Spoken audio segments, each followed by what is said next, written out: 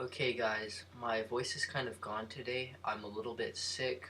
A week and a day ago, the Patriots won Super Bowl 51, Brady's and Belichick's fifth Super Bowl win together. So today, we're going to be looking at the best quarterback and coach combos in the NFL, in my opinion. But this is going to factor in how well the QB played and how well the overall team did. So we're going to be looking at the top 10, but first, let's get into some honorable mentions. Sean Payton and Drew Brees. They only won one Super Bowl together, but Drew Brees has more 5,000-yard passing seasons than any other quarterback. And they also, like I mentioned, they won a Super Bowl. Tony Dungy and Peyton Manning.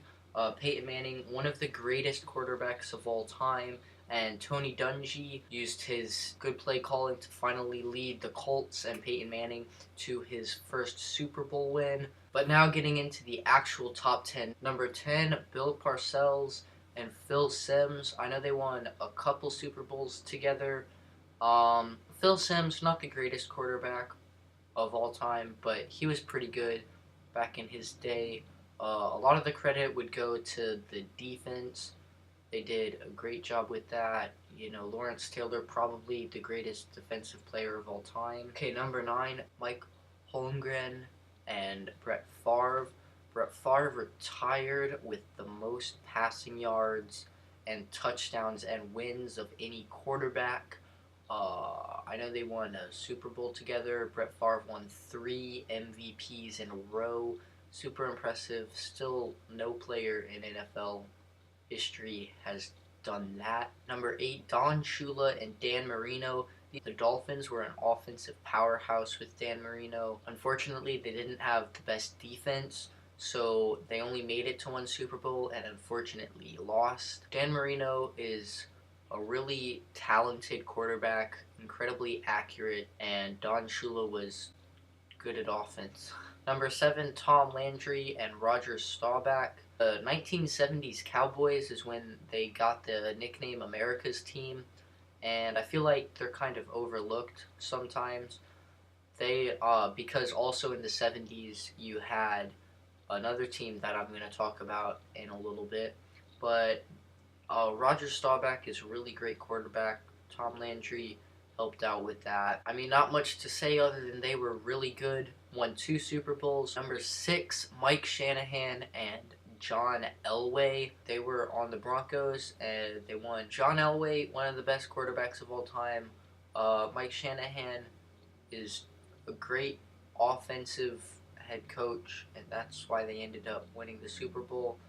But they also kind of ended up winning the Super Bowl because of Terrell Davis. He's a beast. Number 5, Jimmy Johnson and Troy Aikman. They won back-to-back Super Bowls together. That whole Cowboys team of the early 90s was incredible, and the leading force behind it would be Jimmy Johnson, and then Troy Aikman was, one of the leaders of the offense, but that was a stacked offense. Like, it would be hard to pick out a best player out of the three that were on there. Um, Probably Emmitt Smith. Number 4, I kind of foreshadowed this. Chuck Noll and Terry Bradshaw. They won 4 Super Bowls in the 1970s, beat the Dallas Cowboys with Roger Staubach twice. Terry Bradshaw, he's still considered to be one of the top 20 quarterbacks of all time. Some people think even top 10. And then Chuck Noll, he was, he was a great defensive coach. There was the Steel Curtain, arguably the best defense of all time.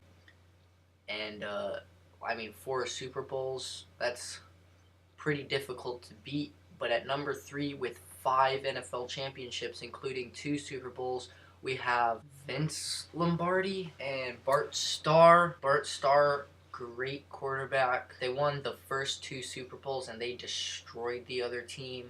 And, Vince Lombardi, they obviously named the Lombardi Trophy after him. Number 2, Bill Walsh and Joe Montana. For the 49ers, they won 4 Super Bowls together. That's pretty impressive. They actually won 2 without Jerry Rice. So But I mean, they made the West Coast offense, and that was just a system that allowed Montana to be clutch, and the 49ers won a ton of games, like I mentioned, 4 Super Bowls, and for a long time it seemed like nobody would be able to top them. And then Bill Belichick became coach of the Patriots. And then in 2000, with the 199th pick, the Patriots drafted Tom Brady. They won 3 Super Bowls in 4 years, the first dynasty of the 21st century. Then they went 16-0, but got upset by the Giants. Then they won their 4th Super Bowl against the Seahawks. And just a week ago, they won their 5th Super Bowl, NFL record for a head coach and a quarterback. Won their 5th Super Bowl together. Pretty sad. But that's going to wrap it up for this video. I hope you guys enjoyed. I kind of do a football video once a year, just after the Super Bowl. So, uh, yeah.